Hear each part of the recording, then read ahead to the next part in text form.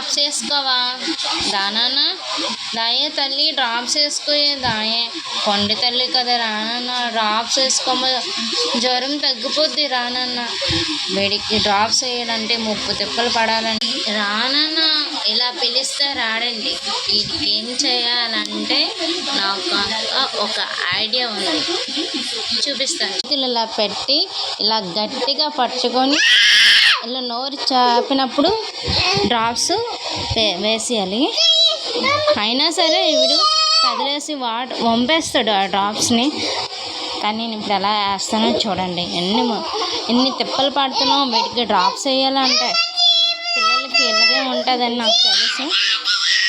మీరు కూడా మీ చిన్నపిల్లలు కూడా ఇలాగే చేస్తారు అనుకుంటున్నాను.